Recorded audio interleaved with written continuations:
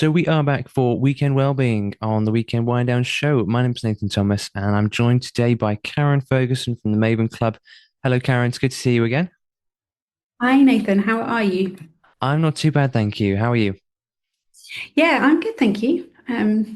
Enjoying another week. Excellent.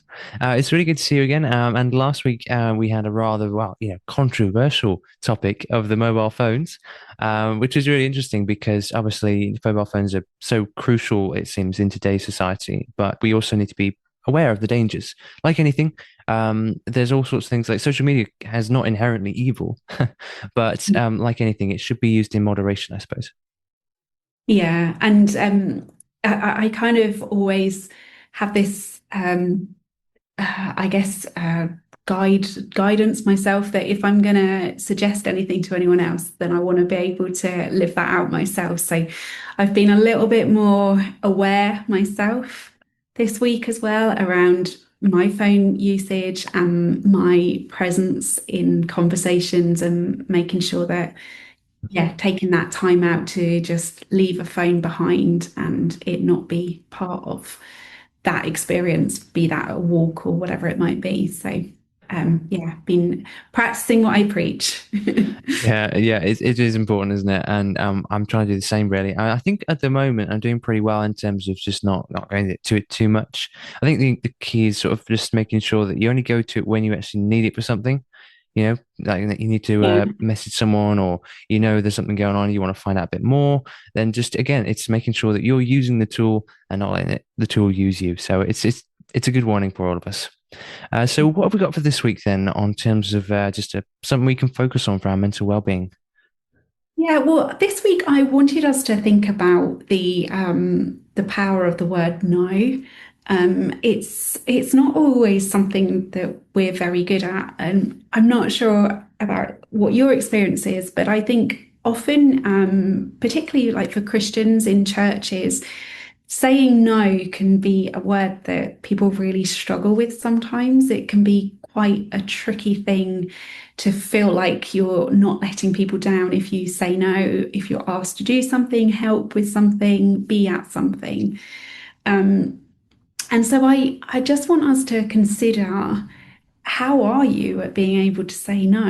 Is it a word that you are confident to use, or do you find yourself getting kind of pulled into saying yes when what you really want to do is say no, but feeling uncomfortable with being able to just say no? Now, when I was younger, and I'm sure it's probably similar for people up and down the country, we would often have school assemblies, and we would have these sort of analogies, these illustrations that would be like life lessons hidden. And I expect that many people would have had a head teacher or a teacher telling them this one about the big rocks and the little rocks, and would do the analogy with a jar where they'd put in all the little rocks first and the little stones, and then they'd try and put the big rocks in and there wouldn't be room for it. Whereas if you put the big rocks in first, the little ones could fall around it. And I think it's a bit like that sometimes when we're considering what we should be saying yes or no to for our own mental health and well-being, but also for those that we care about.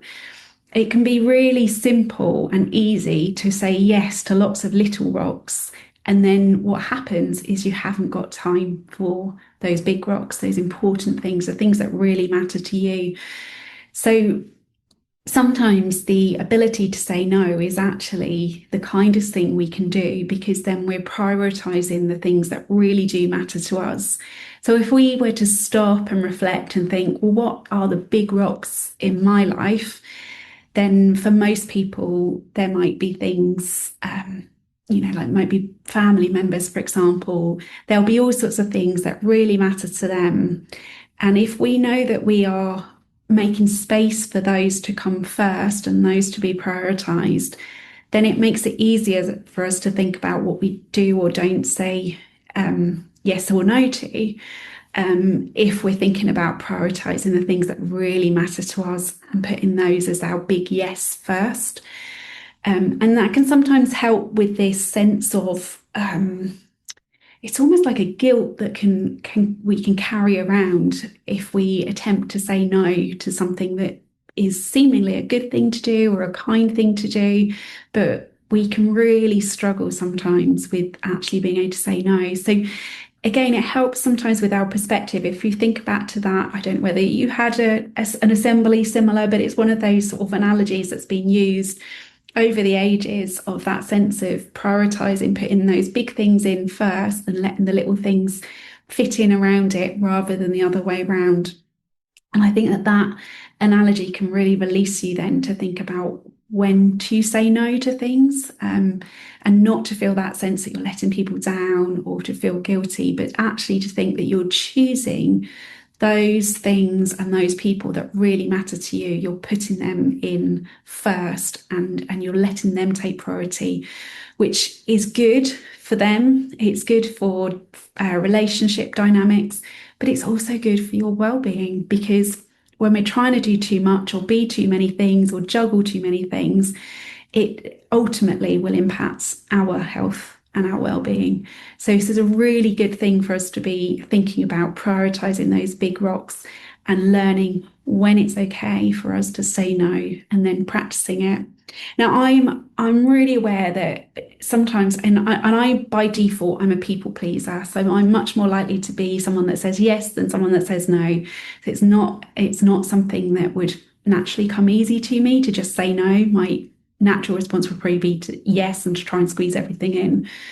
So one of the things that I regularly recommend, and something that I introduced, well, probably over a couple of decades ago now, was looking at actually putting things into the diary and carving out my time. So whether you call it family time or thinking time or relaxing time or reflecting time, whatever you want to call it, I would physically put things in the diary periodically that allowed me space to have time, and not be overwhelmed. And I think that if you get into the habit of blocking out chunks of time into your diary, you may not always take that time out for yourself, but it sometimes makes it easier, especially if you're a people pleaser, to be able to say, no, sorry, I'm busy. I can't do that thing.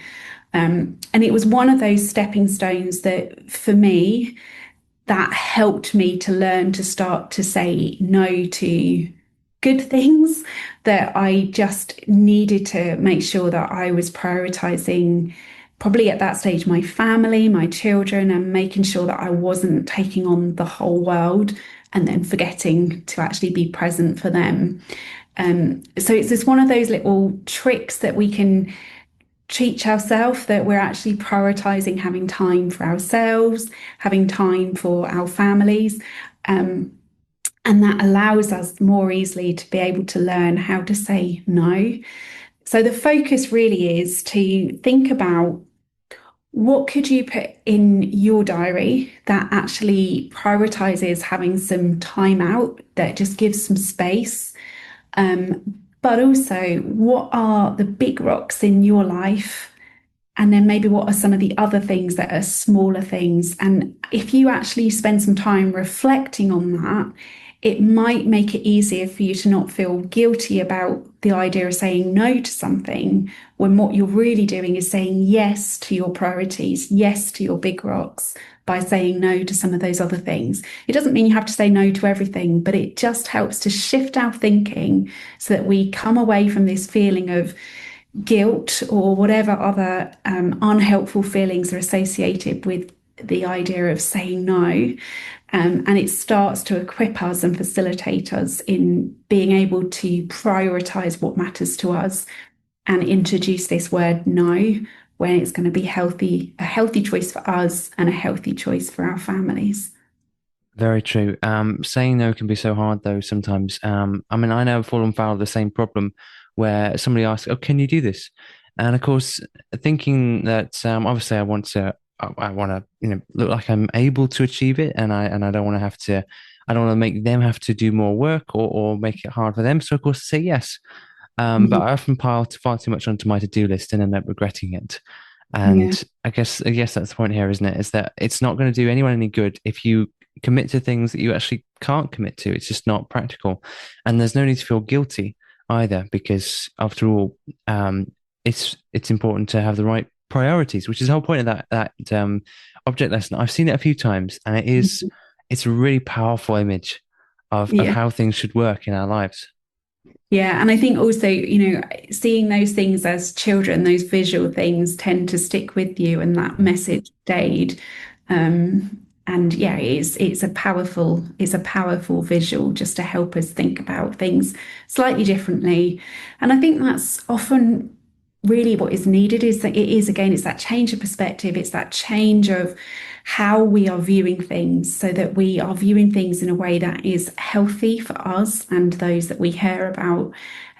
So rather than being negative and thinking, I don't want to let anyone down, I don't want to say no, we're just reshifting our thinking to think about what gives me the best chance to be operating at my fullest, with like the best opportunity to have good, healthy mental well-being, and what gives my loved ones, those things, those people that I care about, the things that matter to me, the best chance of getting my best and my full attention. And so this is really about guarding and protecting yourself. And sometimes that two-letter word has to come out of our mouths to help protect our well-being and to make sure that we're prioritizing the things that really do matter to us.